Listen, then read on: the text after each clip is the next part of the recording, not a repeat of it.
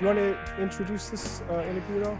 Yeah, I mean, I don't think it needs too much introduction, but we're going to be talking in a minute with Ryan Pollock, who is a lead organizer here in Austin, Texas, with the International Brotherhood of Electrical Workers, and we're going to be talking about labor and climate change and that fight and how critical getting a just transition, moving that from just like a slogan, but to something that actually has some meat on its bones, will be. Ryan is the real deal. He's one of those people who's out there every day fighting the good fight to make sure that working people have a better future.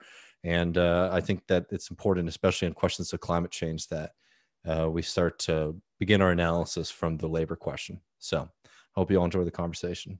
All right, folks, we'll be back in about a half hour with more, including my dive into Tim Pool's shitty dive into the pool right-wing laundry service.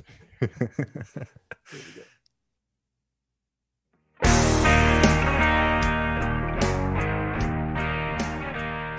Welcome back, everybody, to Left Reckoning. David Griscom, joined as always by Matt Leck. And today we're really honored to be joined by Ryan Pollock.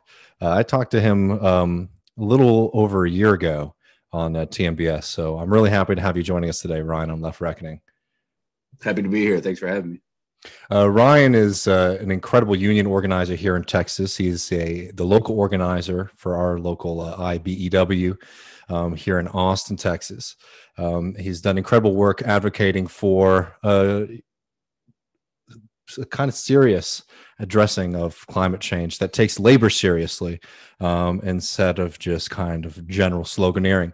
I wanted to bring him on to talk about this report that just came out, which was a kind of collaboration between the AFL-CIO, a bunch of labor organizers here in Texas, and Cornell University. The report is called Combating Climate Change, Reversing Inequality, a Climate Jobs Program for Texas. And we'll put some links in the show notes for people to be able to find it.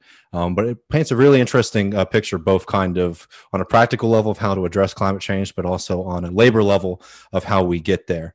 But before we get too much further into it, I was wondering if, Ryan, if you could just sort of, explain what this project was, what this report is, and all the people who were sort of engaged in it. Yeah, so the Texas AFL-CIO saw that there was a real dialogue that we needed to have on this in labor in Texas, because we were really starting to butt heads, and some people were starting to pull apart. And so they wanted to bring us together, and then also bring in Laura Skinner and Mijin Cha from the Worker Institute at Cornell to help us build this report. They did a lot of work with the New York Climate Jobs Project, which was a big success. And this way we could help put some numbers behind all the things that we were saying, and paint a picture of what we could be doing and what the future could look like for labor. Because we know these jobs are coming. We know that fossil fuels are on their way out, no matter what we do. And so we want to help workers, and we want to organize the green sector, the entire green economy. And in order to do that, we need to paint a picture of what that's going to look like, the possibilities, and say, like, listen, this isn't going to suck. It's not just this. We're not trying to take away your cows and tell you can't get on an airplane. And we're not just trying to take away your jobs and shut down your factories like, a lot of environmentalist groups do. We're coming at this from the perspective of labor. My own union is heavily involved in almost every part of what's going to be affected here, both the jobs that are being lost and the jobs being created. So I ended up getting involved because I'd already started doing some work on this, and I'd already been thinking about this in the first place, but also a lot just because I happen to be in a union that is going to be so incredibly affected by this. Yeah, and I think why this report is exciting, and I think this kind of shift is going to be really critical if we really want to do something about it, is recognizing one, somebody needs to do this stuff, right? And the way that it's done really does matter. I think sometimes, especially environmentalists, like, they don't recognize For example, what like the problems that could come about in a highly ununionized, green sector, right? That's one kind of fear, even especially with like solar panels, right? Is that there's a lot of opportunities for some people to make a lot of money and not really help out the working people. But before we get into all of that and the just transition, I was just sort of wanting to lay out the report for folks. A few things I really like about it is one, it starts out talking about the kind of recommendations for jobs that they would like to see in the state. Talking about the things that you expect a climate change proposal to talk about: solar, wind energy, geothermal, etc. But it really talks about also about inequality in the state of Texas, and uses this as a kind of springboard to address a lot of these communities that have been left behind.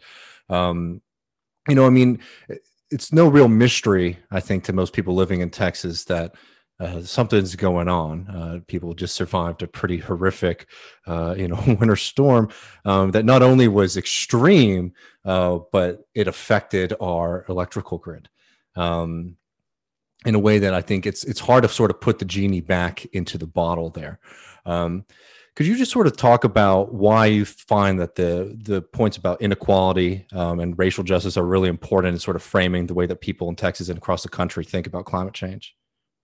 Yeah, I mean, Texas is the South. We have that history of racism, of segregation, Jim Crow that still permeates everything. I talk about this in my organizing conversations a lot when I'm trying to explain like why things are the way things are in Texas. We've got a lot of people moving from out of state, like California and all that. And they don't think about that history, and they'll say like, well, why are the wages so much lower for electricians here? I'm like, well, Texas hates working people, and it's a right to work state. We have that whole history, and just like, we've never had that establishment of strong labor unions, and it's labor unions that help us get those good jobs and kind of balance the scales, and it's not a perfect system, but it does give us a bit more power, and other communities with people who don't look like me a bit more power, like, and it's still far from perfect, but it's the best we've been able to come up with so far. Yeah, and I mean, the thing that's really exciting, and I had said that we'd talk about this later, but we should just get into it right now. The thing that is really critical about, pushing for green jobs in this economy, making sure that they're unionized and they have these protections, is like, this is going to employ a lot of people, if we do it right. And in a state that does have, horrendous minimum wage jobs, does have horrendous protections for people on the work site, being able to leverage, space in the economy in this way and say like, okay, we're going to make a decision as a community, as a society, as a state, as a country, to basically encourage this kind of growth, green growth. That also means that we can touch on a lot of things that have been sort of left behind, as you were mentioning, right? Communities that have been sort of ignored for a long time. Could you just remind folks how critical it is to make sure that all of these jobs that we're creating are going to be union jobs, and also the ways that we can, and the report sort of outlines this too, the ways that we can create kind of protections for workers that we hope would sort of trickle down into other industries as well? Yeah. I mean, you got to think about, why are we doing this in the first place? Like, why do we care so much about, having a healthy environment and one that isn't killing people?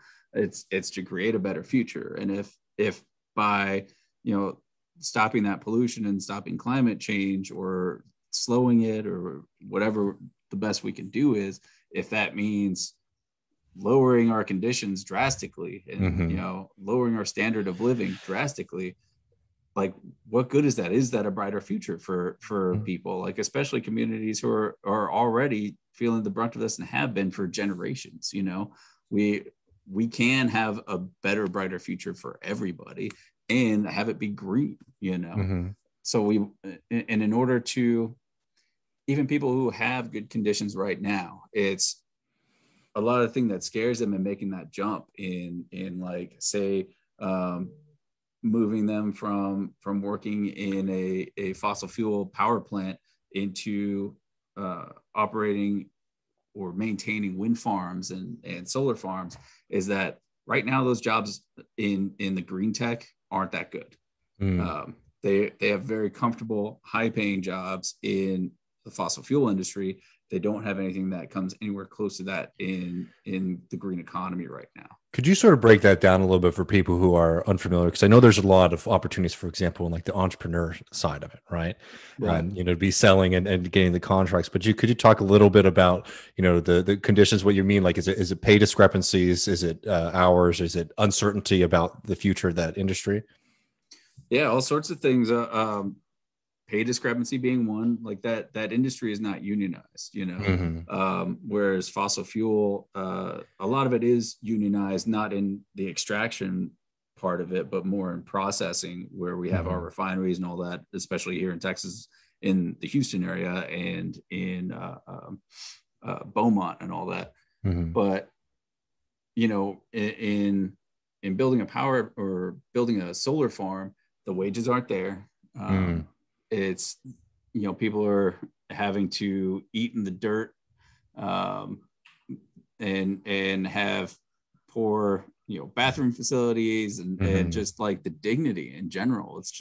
It's not there. It's some of the worst conditions that you can think of, and it's degrading. Whereas in, you know, a refinery, you've got generations working there, and because it was a good job, you know, like you know, this guy worked there because his dad worked there and his dad was the foreman, and he's got a nice retirement, and, you know, it was a well-respected member of the community and had healthcare and all those things. And those things don't exist in these green jobs right now.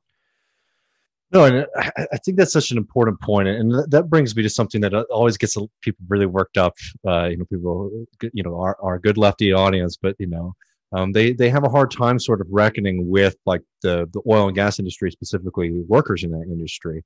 You know, I'll just say anecdotally, I mean, this was like, you know, coming from, you know, poor working class communities here around Austin, like that was always a hope for a lot of people who came from struggling families. Like, this is the ticket out of poverty, and it's the kind of job I can see myself doing, et cetera, right? And I think that the people don't recognize the power dynamics at play here. And I think a good example of this is COVID-19, right? Where you see this entire you know, crisis of profitability in oil and gas, and what happens to, you know, working people, you know, in those industries is they get the threat of job loss, they get the threat of losing their, you know, their pensions, their retirement opportunities, they get the threat of losing their continuity in their life, while there were huge operations to make sure that the CEOs were taken care of, to make sure that the people at the C-suite were taken care of. And it was a frightening, I think, glimpse for folks as to what the future really could look like, if, you know, if the oil and gas industry were to just sort of you know, progress in a way without a kind of intervention of you know, a green you know, climate plan.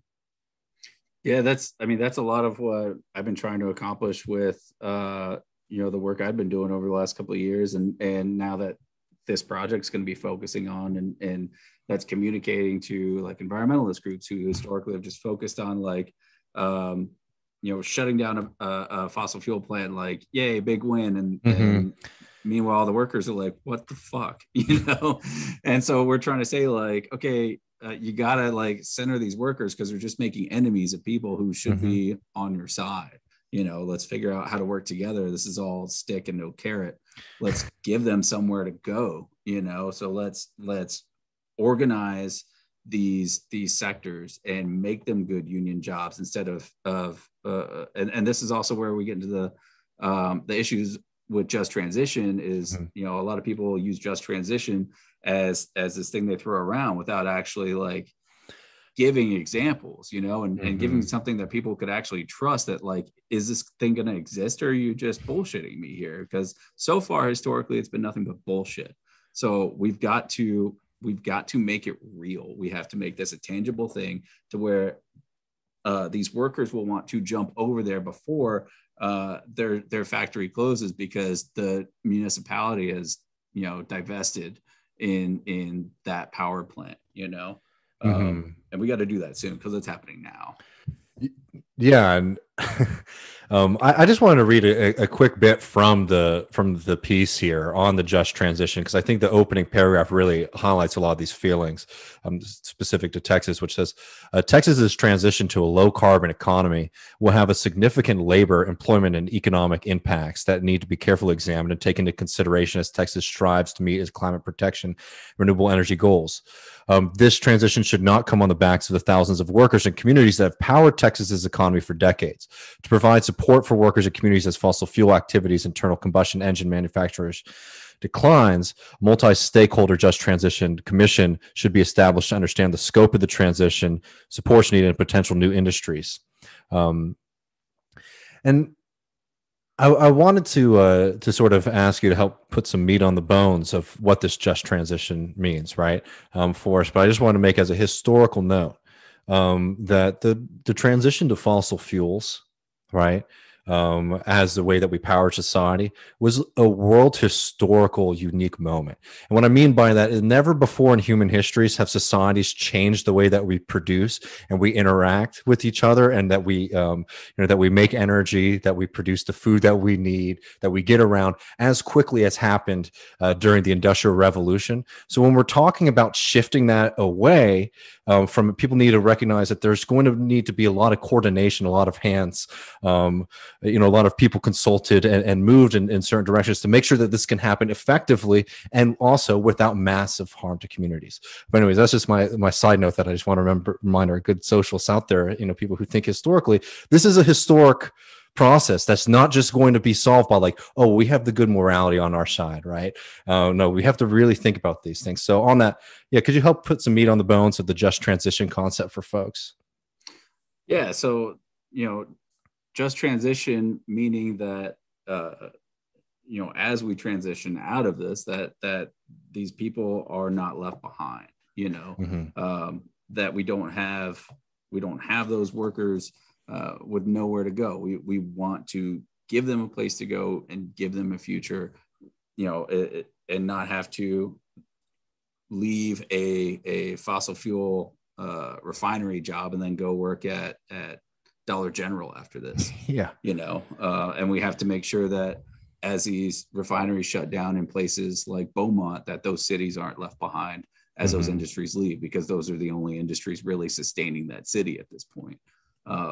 So we have to figure out, more of like what replaces this, and how do these communities who have historically, taken the brunt of the offsets of these industries, how do we bring them out of that and help them, like not continue to bear that, that extreme oppressive burden of the luxuries that everybody else gets to enjoy, so we gotta figure out how we can do this and paint that picture for people, so we can get buy-in too. Because if they don't feel like they're going to have that just transition, they're going to fight it, and rightly so.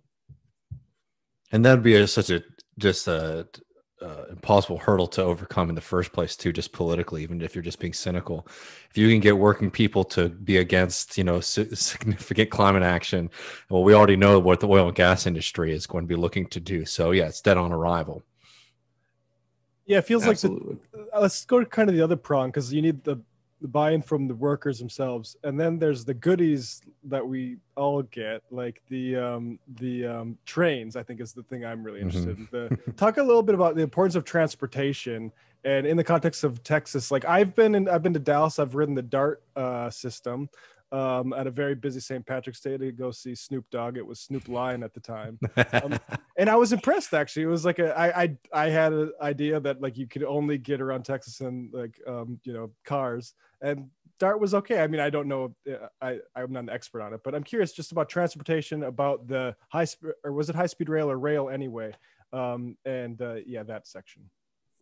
Yeah, it includes commuter rails and light rail, but also high speed rail. We're already in the works in Texas to build a high speed line from Houston to Dallas, with plans eventually to go from Dallas down through Austin, San Antonio, and all that, and then hopefully eventually make a triangle. And again, that would be work that my union would be involved in. We would be building that. It's electrified lines and all that. And we also organize railroad workers in general. So that's more stuff. This report, while building this, we identified like 4 sectors, 4 major sectors that we'd be focusing on. And that's building, including new building, construction, and retrofits, industry, manufacturing, all that stuff, energy production, distribution, and then transportation. And so of those, transportation and building, everybody agreed on. Like, it's very easy to see how we all benefit from this. This is that bright new future that we've all been told we will be getting for, our entire lives. It's creating new work. It's a lot of good jobs. We can easily, these are already unionized industries. We can easily see those becoming unionized in Texas. The industrial part was a little bit different because there we get into carbon capture and all that, which I know a lot of environmentalists and leftists struggle with. I push back on that, but I've been convinced that like right now it's the best thing we can come up with until we get really invest in R&D and all that stuff. And then energy is where we butted heads, but like transportation, getting people around, especially in Austin, with I-35, trying to get up and down there. We're not going to get less dense up the I-35 corridor. And we know it's not going to get any better on there. So I think most people want the trains. In Austin, we okayed expanding our rail lines here and investing billions of dollars over the next 10 years. And we have existing light rail here, but currently it shares the lines with freight. So it doesn't run that frequently. I used to live in the Crestview area when that Crestview station first opened up, and I was so excited about it, but it only ran until about 7:00 at night. So I was like, okay, well, this is useless to me. I just want to use it to go downtown and drink. Yeah. And then they're like, oh, okay, we'll extend it. And I was like, oh, okay, cool. And they're like, until 11. And I was like, oh, okay, well, fuck. I finally used it for the first time in maybe a decade to go to the Gold Cup soccer game the other day. And that was like, it's been around forever. And that was the first time that I'd used it in that amount of time. So we need dedicated rail lines. People in more rural areas are like, well, what about us? And there's a lot of rural space in Texas. Well, like we also have buses. We can have other kinds of rideshare things. There's a lot of last mile stuff that we can come up with. Like we just have to think about this for a second, and just put our heads together. It's like, yeah, I know we can't get a train out to your ranch, we can work on some things. But I mean, just, thinking about this in a serious way, it's like, this is what infrastructure really means. I mean, Matt Huber, who's a good friend of the show, and he's at Cornell as well. He's a big environmental activist. He makes this point a lot, right? Which is that instead of what a lot of environmentalists do, where they blame people for driving their car to the grocery store or whatever, start asking the question, well, what choices do you have when you leave your house and you want to go and do something? I'm going to be completely honest. In my experience, I have to get in the car, right? It's just like, you can only live in a few cities and not have that experience in this country. But you can build. The point is not to say, well, this is what it has to be forever and always, but it's to recognize that the infrastructure is what drives our decisions, and giving people, better and stronger options. That's where the crux should be, instead of this moralizing. But I mean, it's really exciting to see the support for the trains amongst everybody there, because that's something that you could see there's a desperate need for. And I really think that it could be an easy pickup for a lot of politicians to really start seriously supporting, but you never know. In the last couple of minutes, I did want to ask, because we all know what the politics are. We know what the politics are in Congress. We know what the politics are in the state of Texas. Rough. But if you do have any hope for the future, you have to believe that things can change. And what does give me a lot of hope is the fact that when you talk to everyday people, normal people, working people, they recognize that something needs to be done, but it's hard to imagine what could be done, in a positive way. I always make the point, especially to folks about Texas that, most voters are defensive. What I mean by that is like, whenever you bring up politics to most people, they're like, okay, well, that's the thing that makes my life worse, right? Like that's the thing I have bad experiences of. And to do something different, we have to, inspire people that, politics is an avenue that can change their lives. But without getting into all that big stuff, when you talk to normal folks, when you talk to people in your union or just people, casually in Texas, when you talk to them about this kind of what, the things are outlined in this plan, and how do you sell this idea to folks? How do you sell this kind of future to people who might be a little suspicious of it? They might think that it's pie in the sky, or they might think that it might hurt their industry. Well, I mean, centering the jobs is the big thing. Mm-hmm. This has been controversial with some people, but I've stopped using Green New Deal terminology. Mm-hmm. People who are pretty inoculated to the brand. So like I avoid using that stuff. Even vague promises of good jobs. What does that mean? It just sounds like it even that. You're always bringing the jobs, Right.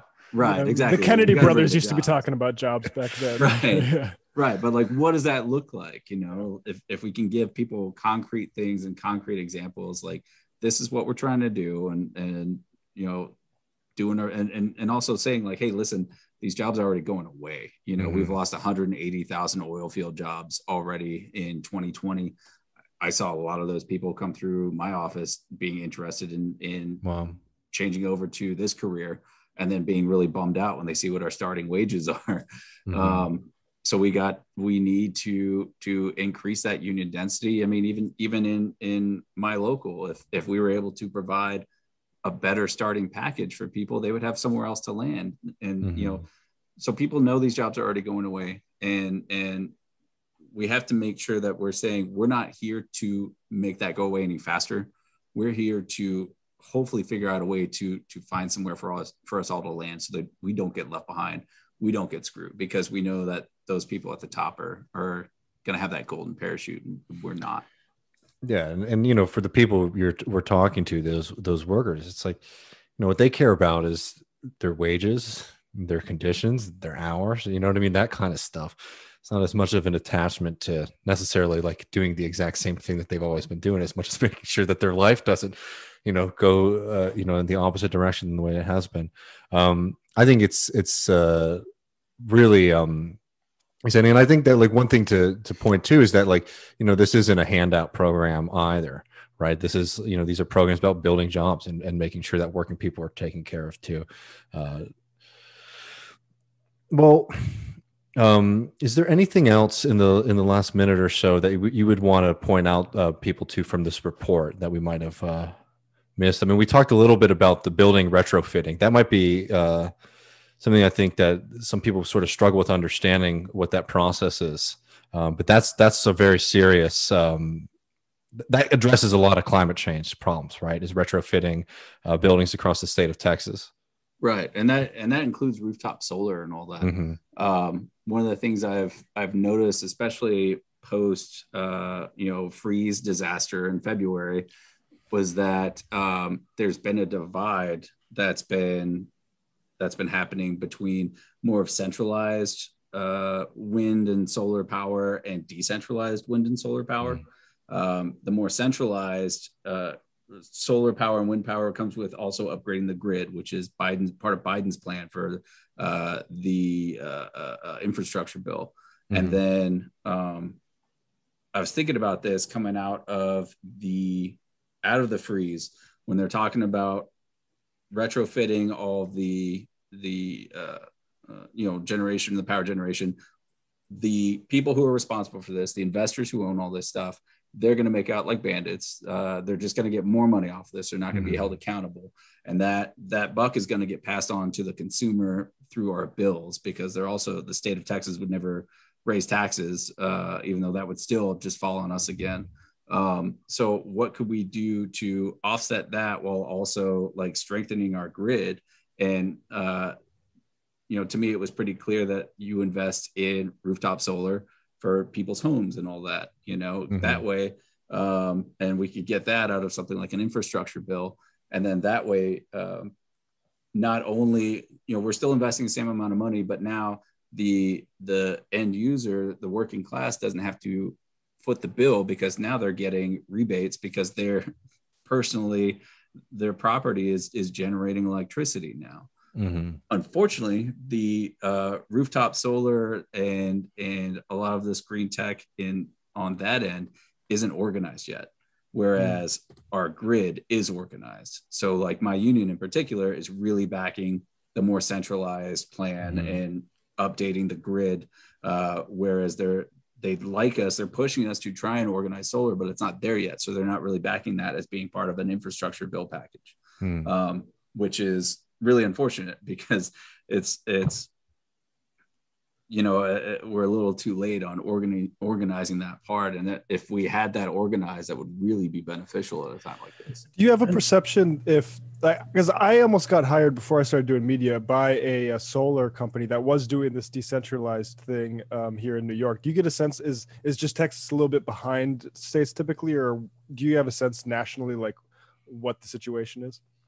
I think I'm sure we're a little bit behind everybody as far as the more stronger union areas. But I mean, in general, this is the margin is a bit lower. So you don't have the high rates that other commercial installation or other commercial electrical work usually gets, because this is more just installs, a lot of residential and quick kind of put it together stuff. So it's not quite as technical. So, we haven't really gone after it historically because it's also, we don't historically do a lot of residential work. Like residential electrical work in the United States isn't overly organized in most of the country, unless it's like a place like New York. So it's pretty on par with most of the country. Yeah, and I just wanted to note too, and I was trying to find the numbers just for people who are listening outside of Texas. Like Texas produces an incredible amount of solar energy and wind energy already too. So it's ripe for like mass unionization efforts. But these industries are sort of set up to try to and I think especially because a lot of people have accepted it because it gets to paint itself in green and say like, we're doing good, we don't need to have unionized workforces. And then obviously Republicans aren't itching to try to push unionized contracts with labor either. Yeah, if you organize, then you'll slow down our ability to green the economy. And we just have to be really ready for that, because I think that leaves us in a good spot, because like that's the real threat, right? Because I'm telling you all, and I've been saying this on the show recently, that it's already becoming a brand name thing, the green stuff, right? And again, this is a moral imperative. We wouldn't be talking about this if we didn't think that climate change was serious and we need to be confronting it. But you can already see there's a kind of shift that there's going to be a lot of money to be made, and they're trying to find a way to see if they can maintain as much of this previous system of hyper exploitation of working people, of many people being left behind, into some future system. And we need to fight as hard as we can to not let that happen and to not get lazy in these fights going forward. Well, Ryan, I really appreciate you spending the time this afternoon to talk to us, and I'll definitely people should be following all this work. I will put links out to read more into this report, and hope to be able to talk to you again sometime in the future. Yeah, for sure. Thanks for having me. Thanks, Ryan.